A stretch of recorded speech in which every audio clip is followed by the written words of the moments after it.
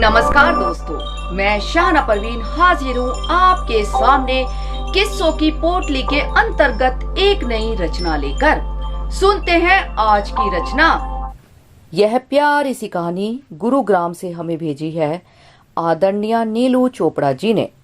इनके परिचय की बात करें तो शिक्षा एमए हिंदी साहित्य Mahadevi college Dehradun, BEd Dayanand college Dehradun, प्रकाशन पराग दिल्ली प्रेस की पत्रिका सरिता गृह शोभा के अतिरिक्त अन्य कई पत्र पत्रिकाओं जैसे कि तेज, वनिता, आज जिंदगी आदि में प्रकाशित होती रही हैं।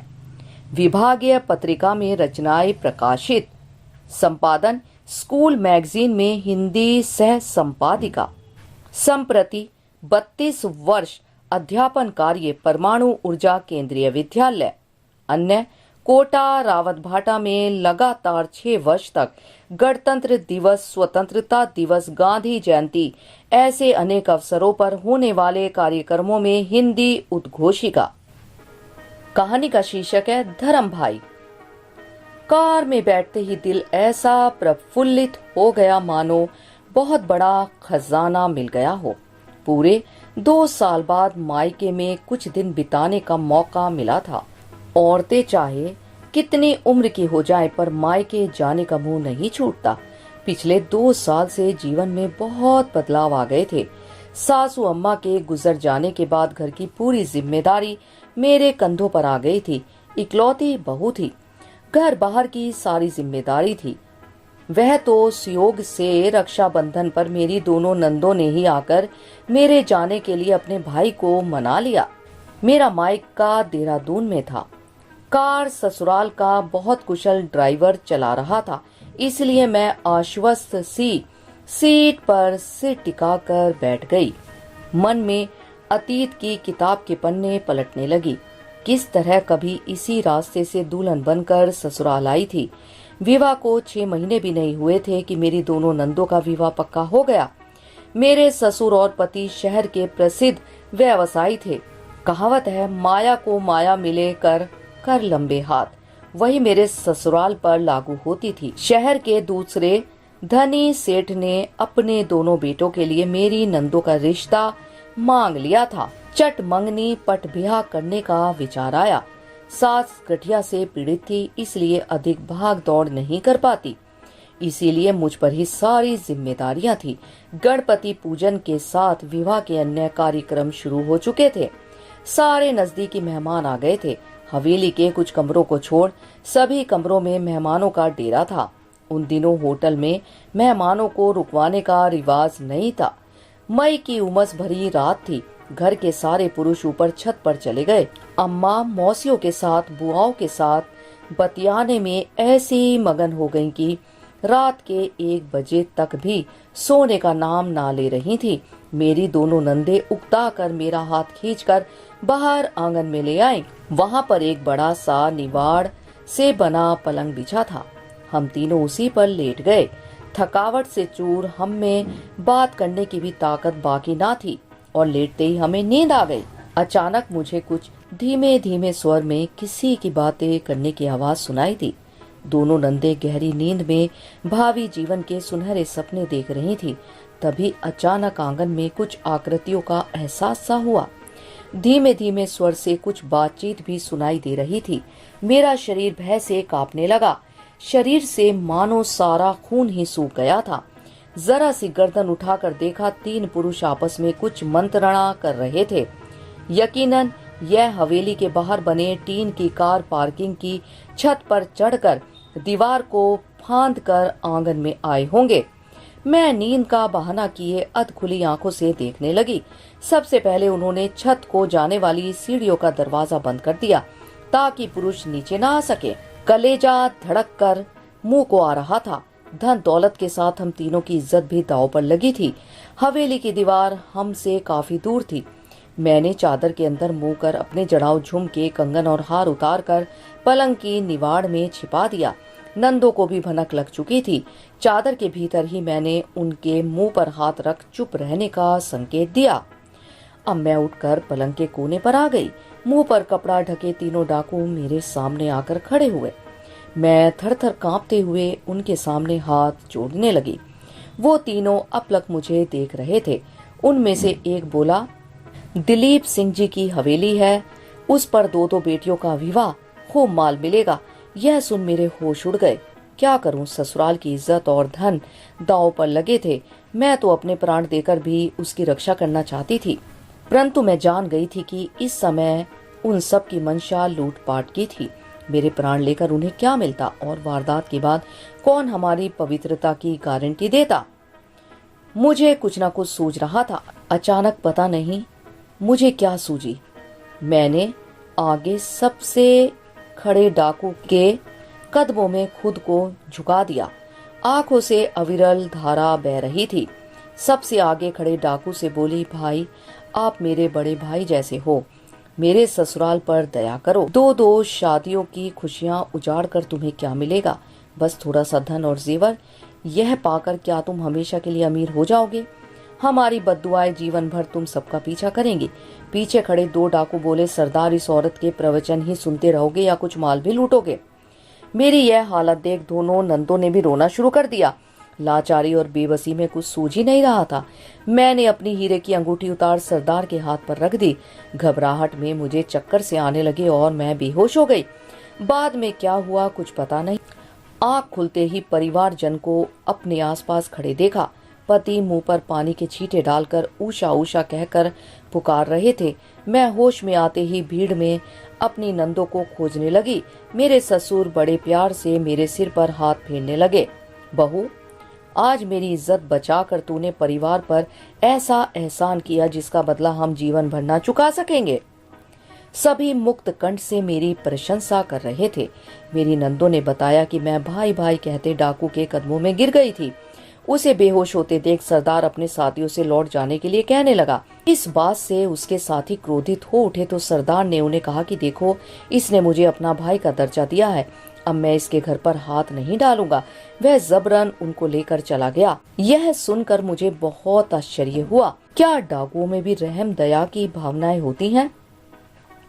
मेरे मन में द्वंद्व चल रहा था। मैं पढ़ी लिखी थी, संस्कारी महिला थी। अपने और अपने ससुराल के मान सम्मान और उनकी संपत्ति बचाने के लिए जो कुछ मैंने किया वो मेरा एक प्रयास, धर्म और मजबूरी थी। पर एक पेशेवर चोर जो एक कलुषित और असामाजिक वातावरण में पलकर बड़ा हुआ था, ऐसे व्यक्ति की मानसिकता क्या होती है उसका अनुमान लगा सकती थी। शिक्षा के नाम पर लूटपाट, हथियार चलाने की परवरिश मिली होगी उसको।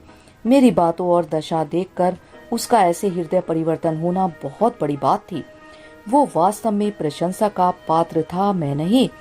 अपने इस विचार को जब मैंने प्रकट किया तो उसे सुनकर परिवार वालों को नागवार गुजरी और सबकी भवें तन गई। पुलिस में भी इस वारदात की खबर दर्ज करवा दी गई। अगले दिन दोपहर बाद पुलिस स्टेशन से फोन आया। किसी पुराने खंडहर से पुलिस ने उन्हें पकड़ लिया था। मुझे उनकी शिनाख्त के लिए पुलिस स्टेशन बुलाया गया। मेरा दिल हाहाकार कर उठा।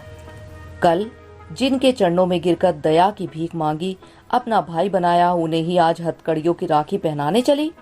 पुलिस स्टेशन में हथकड़ियों से जकड़े हुए तीनों सामने लाए गए। आंखें उठाकर देखा, 2 की आंखों से अंगारे निकल रहे थे। जिसे मैंने अपना भाई बनाया था वो याचना और आशा भरी नजर से मेरी ओर टकटकी लगाकर देख रहा था। मुझे अपने परिवार पर बड़ा क्रोध आया। किस धर्म संकट में मुझे डाल दिया। अगर पहचानने से इनकार करती हूँ तो परिवार की नजरों में बेगैरत डाकुओं की हितैषी बनकर उनकी नजरों में गिर जाऊंगी। दूसरी ओर डाकुओं को पहचानकर अगर उन्हें दोषी बताकर सजा दिलवाती हूँ तो उनकी क्रूरता को बढ़ावा मिलेगा। उनके विश्वास को हमेशा के लिए तोड़कर मैं यह साबित कर दूंगी कि भविष्य में वो कभी भी भावावेश में आकर अपना हृदय परिवर्तन ना करें। अब मैं करूं भी तो क्या करूं? यही सोच रही थी कि इंस्पेक्टर की गरजदार आवाज कानों में पड़ी। बताइए मिसेस खोसला, यही थे ना वे तीनों शातिर बदमाश? ध्यान से देखिए। मैं सिर झुकाए असमंजस में खड़ी थी कि ससुर जी की गर्जना सुनाई दी। क्यों समय बर्बाद कर रही हो? जवाब दो। आंखें उठाई तो पति की आंख उगलती दिखाई दी। बिना समय नष्ट किए मैं बोल उठी, हाँ यही थे वो सब। यह कहकर मैं तुरंत मुंह फेर कर चलने लगी। पीछे से क्रूर हंसी की आवाज सुनाई दी। क्या खूब बहनापा निभाया। तभी पुलिस उन्हें बलपूर्वक वहां ले गई। मुझे ऐसा महसूस हो रहा था कि भरी सभा में मेरा चीरहरण हो गया है या बीच बाजार में किसी ने मुझे कसकस के थप्पड़ मार दिए हों। मैं घर तो आ गई, पर अब विवाह के आयोजनों से मेरा दिल उचाट हो गया था। बेमन से कार्य करती रही। विवाह हो गए, डोलियों में बैठ नंदे विदा हो गई, मेहमान विदा हो चुके थे। अब घर में बहुत सूनापन लगने लगा था।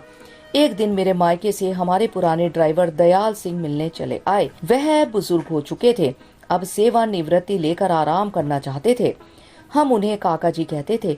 वो हमारे परिवार के एक सदस्य की तरह ही थे। मुझे ना जाने क्या सूझी, मैं उन्हें नंदो के विवाह के समय हुई उस घटना का जिक्र उनसे कर बैठी और साथ ही अपने मन की उलझन भी उन्हें बता बैठी कि किस तरह परिवार की खुशी और इज्जत के लिए अपने धर्म भाई बनाकर उस डकैत के दिल, उदारता और विश्वास को चूर चूर कर उसे कारावास भिजवाया था। यद्यपि वो एक मुजरिम था, पर मैंने ही उसे अपना धर्म भाई बनाकर उसके दिल को पिघलाया था। उसके दिल की बंजर धरती पर स्नेह और ममता का पौधा रोपा था। संसार में कितने ऐसे अपराधी होंगे जो मात्र भाई कह देने से ही अपने हाथ लगती अपार धन छोड़कर भाई बहन के रिश्तों का मान रखते होंगे। शायद बहुत कम या फिर ना के बराबर। अनुभवी दयाल काका यह सुनकर गहरी सोच में डूब गए। फिर बोले, मुझे डर है जेल से छूटने के बाद वो तुम्हारा कोई अहित ना कर डाले। जाते समय दयाल काका बोले, मेरा एक दूर का भतीजा उसी जेल में नियुक्त है, उससे बात कर तुम्हारे बनाए उस धर्म भाई से बात करके देखता हूँ। काका के जाने के बाद मन कुछ हल्का लग रहा था। बहुत दिन बाद अचानक दयाल काका ने फोन किया। कहने लगे कि मैं जेल में जाकर उससे मिलकर आया था। मेरा शक सही था। वास्तव में वह तुम्हारे परिवार से बहुत खफा था। उसने कहा था कि मैंने उनकी बहू की बात मानकर बहुत बड़ी गलती की। मैंने उसे समझाने के लिए बहुत कोशिश की और तुम्हारी मजबूरियों का हवाला देकर क्षमा याचना भी की। मैंने उसे जेल से बाहर आकर एक अच्छा नागरिक बनने के लिए प्रेरित किया, तुम्हारी मजबूरी से भी अवगत कराया। जेल से निकलकर उससे तुमसे मिलने का वादा भी ले लिया। देखो, यह मसला यहीं खत्म हो जाए तो अच्छा है। इन लोगों की दुश्मनी कभी कभी भारी पड़ जाती है। समय बीतता गया, मैं इस बात को भूल सी गई थी। अपने घर परिवार में डूबकर मैं अतीत में घटी उस भयानक घटना को लगभग भूलने सी लगी थी। अचानक यादों के घने कोहरे को चीरते हुए सूर्य की तरह वह मेरा धर्म भाई ना जाने कहां से अवतरित हो गया। दिसंबर की सर्द सुबह थी। पति और ससुर ऑफिस जा चुके थे। नाश्ता कर मैं कॉफी का कप लिए बरामदे में आ बैठी। अखबार की सुर्खियों पर नजर डाल रही थी कि अचानक एक आकृति गेट के बाहर दिखाई दी। ध्यान से देखने पर मैं उसे पहचान गई। वही गेहुआ रंग, तीखी नसिका, ऊंचा कद। हाँ, यह तो वो था, डाकुओं का सरदार जिसे मैंने धर्म भाई बनाया था। एक लंबी अवधि जेल में गुजारने के कारण शरीर दुबला पड़ गया था, चेहरा भी मलान पड़ गया था। मटमैले कपड़े, सर्दी से बचने के लिए एक पुराना सा कंबल लपेटे वो टकटकी लगा मुझे देख रहा था। एक बारगी मैं सिर से लेकर पैर तक कांप उठी। असमंजस में पड़ गई कि ना जाने किस इरादे से आया है। पहले तो सोचा रसोई में काम करते महाराज को बुलाकर अपनी सुरक्षा की गुहार लगाऊं, पर दूसरे ही क्षण मैं हिम्मत कर गेट के पास चली गई। उसने मुझे हाथ जोड़े तो मैं कुछ आश्वस्त हुई। मैं घबराहट दबाकर बोली, आप राम सिंह है ना? उसने सिर हिलाकर हामी भरी। अब अंजाम की चिंता किए बिना मैंने उसे अंदर आने को कहा। वह हवेली की भव्यता देख सकुचा सा बरामदे में मेरे पीछे पीछे आ गया। मैंने उस बरामदे में पड़ी कुर्सी पर बैठने का इशारा किया तो वो अचकचा गया और नहीं करता हुआ नीचे ठंडे फर्श पर बैठने लगा। मैंने कुर्सी आगे कर उसे कुर्सी पर बैठने का इशारा किया। मुझे समझ नहीं आ रहा था कि किस सूत्र को पकड़कर बात शुरू करूं। आखिर बहुत सोचकर उससे पूछ ही लिया कि तुम जेल से कब रिहा हुए? वह नजर नीचे कर बोला, कल शाम को ही छूटा हूं। सरदार ने हमारे अच्छे चाल चलन को देखा, 3 महीने पहले ही रिहा कर दिया है। मेरे दोनों साथियों के तो परिवार वाले आ गए थे, उन्हें वो ले गए। वे दोनों तो जेल में लकड़ी के सामान बनाने में कुशल हो गए थे। मुझे तो जेल में साफ सफाई का काम मिला था, कोई हुनर नहीं सीख पाया। परिवार वालों में बस पत्नी व मुन्ना था, उन्होंने भी मुंह मोड़ लिया। इतना कह वह चुप्पी साध गया। मैंने नौकर को चाय नाश्ता लाने का आदेश दिया। अब मेरे बोलने की बारी थी। मैंने हाथ जोड़कर उससे माफी मांगते हुए कहा, भैया उस समय पुलिस स्टेशन पर जो हुआ वो मेरी मजबूरी थी। आप नहीं जानते, हम औरतों का सारा जीवन मायके और ससुराल की मान मर्यादा बचाने में ही बीत जाता है। ना चाहते हुए भी जीने के लिए बहुत से समझौते करने पड़ते हैं, वरना जीवन जीना दूभर हो जाता है। उस समय ना जाने कौन सी हिम्मत मेरे अंदर समा गई थी। ना तो मेरे पति के घर लौट आने का डर लग रहा था और ना ही घर के नौकर चाकरों की परवाह थी। राम सिंह अवाक सा मुझे देखता जा रहा था। मैंने फिर कहा, उस समय पुलिस स्टेशन पर तुम्हें पहचानने के लिए मेरा दिल तो गवाही नहीं दे रहा था, पर हालात के लिए मैं मजबूर थी। यह कह मैं उठ खड़ी हुई। महाराज को भोजन के बारे में कुछ निर्देश देकर मैं अपने कमरे में गई। मुझे समझ नहीं आ रहा था कि अपने इस भाई के द्वारा किए इस उपकार के बदले में उसके लिए ऐसा क्या करूं कि उसके भावी जीवन को संवार दे, सकारात्मकता मोड़ दे। दिमाग और दिल में द्वंद्व छिड़ा था। एक गैर पुरुष, वो भी जेल से छूटा अपराधी, उसके लिए मैं इतनी परेशान क्यों हो रही हूँ कि पति की गैर हाजिरी में पति से पूछे बिना उसकी कुछ मदद करना चाह रही थी। क्या सही है? दूसरी ओर दिल कहता था, अपना स्वार्थ पूरा हो जाने के बाद किसी से मुंह मोड़ लेना कहाँ तक उचित है। आखिर दिल की जीत हुई। मैंने पति के कुछ कपड़े जो फैशन बदलने या रंग पसंद ना होने पर अलग रखे थे, उन्हें मैंने बैग में रखा। दैनिक जीवन में रोजमर्रा काम आने वाली जरूरी वस्तुएं भी उसमें एक बैग में डाल दी। अब मैंने अपने निजी लॉकर में से अपनी व्यक्तिगत जमा पूंजी में से 30,000 रुपए एक लिफाफे में डाल बाहर आई। मन में अजीब सा मंथन चल रहा था। क्या अपनी और अपनी कुंवारी नंदों की अमूल्य इज्जत को बचाने की कीमत क्या खूब लगा बैठी थी, वो भी इतनी सस्ती। आंखें बरसने लगी। बाहर राम सिंह सिर झुकाए बैठा था। मुझे रोता देख घबराकर बोल उठा, बहन परेशान ना हो, मैं जा रहा हूँ। मैंने रूधे गले से उसे रुकने को कहा और बैग और लिफाफे को उसे देते हुए बोली, बुरा मत मानना, छोटी बहन की ओर से ये तुच्छ सी भेंट। वो यह सब लेने से इनकार कर मुड़कर जाने लगा। मैंने बड़ी कठिनाइयों से उसे रोका। वह रूधे गले से बड़ी कठिनाई से कहने लगा, बहन आप जैसी भले घर की बहू बेटी ने मुझ जैसे नीच और अपराधी को अपने धर्म भाई का दर्जा दिया है। हम जैसे पथ भटके लोगों के लिए इससे बड़ी भेंट क्या होगी। आप जैसी देवी से मुझे इतना मान मिला है, वही मेरी सबसे बड़ी पूंजी है। मैंने जबरन उसको वो बैग पकड़ा दिया। भोजन का समय हो चला था। मैंने महाराज से उसके लिए भोजन की थाली लगवाई और उसे खाने के लिए कहा। वो हैरान होकर थाली में रखे नाना स्वादु व्यंजनों को देखता ही रह गया। भोजन के बाद जब वह जाने लगा तो मैंने उसे अपने ड्राइवर काका दयाल का पता भी दे दिया। वो भी अकेले थे। देहरादून के रास्ते में उनका एक छोटा सा मकान था। शायद उसे एक आश्रय की तलाश भी होगी। राम सिंह के जाते ही मैं सोच में डूब गई। ऐसे में यदि पति या ससुर आ जाते तो मेरा क्या हर्ष होता, यह तो ईश्वर ही जानता है। मैंने राम सिंह पर 30,000 का दाव लगाया है। देखो मेरी जीत होगी या फिर हार। अभी मैं अतीत की किताब के पन्ने पढ़ी रही थी कि मुझे अपने ड्राइवर की आवाज सुनाई पड़ी।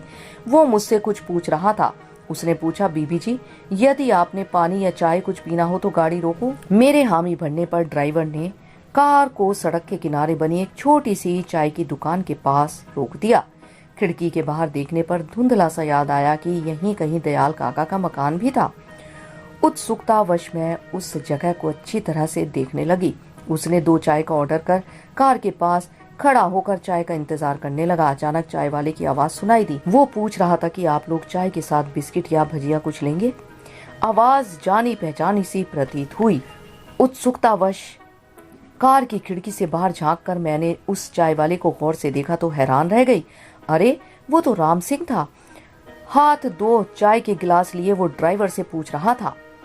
एकाएक विश्वास ना हुआ। एक बार फिर गौर से देखा तो पाया वो तो राम सिंह ही था। मैंने आवाज देकर उसे बुलाया। मुझे देखकर उसके मुख पर आश्चर्य मिश्रित मुस्कान आ गई। कार की खिड़की के पास आकर उसने मुझे हाथ जोड़कर अभिवादन किया। मेरे पूछने पर उत्साह विभोर होकर उसने धारा प्रवाह में अपनी कहानी सुना डाली। मेरे दिए रुपयों और दयाल काका का आश्रय पाकर उसने यह चाय की दुकान खोल ली थी। दुकान चल निकली। अब उसकी पत्नी भी वापस आ चुकी थी। अपने परिवार के साथ सुखमय जीवन बिता रहा था। काका जी की वो एक पुत्रवत सेवा करता था। यह सुनकर मुझे बहुत खुशी हुई। अचानक मेरे दिल में एक इच्छा जागृत हुई। मैंने अपने पर्स से अपने भाइयों के लिए ले जा रही राखियों में से एक राखी निकालकर राम सिंह की कलाई में बांध दी और साथ आई मिठाई के डिब्बे को खोलकर एक टुकड़ा उसके मुंह में डाल दिया। राम सिंह बेहद हैरान हो गया और अपलक अश्रुपूरित आंखों से मुझे देखता रह गया। मैंने हाथ जोड़े और ड्राइवर को गाड़ी आगे बढ़ाने का संकेत किया। आज मैं एक अनोखी सी खुशी का अनुभव कर रही थी। मन मानो बिल्कुल हल्का होकर एक पक्षी की तरह आकाश में उड़ने लगा था। आशा करते हैं आपको किस्सों की पोटली से यह रचना पसंद आई होगी। दोस्तों, यदि आपका हमारे कार्यक्रम से संबंधित कोई भी सवाल या फिर सुझाव है, या आप हमारे इस कार्यक्रम में और भी कुछ देखना और सुनना चाहते हैं, तो कृपया हमें कमेंट करके जरूर बताएं। आपके सुझावों का हमें इंतजार रहेगा। धन्यवाद।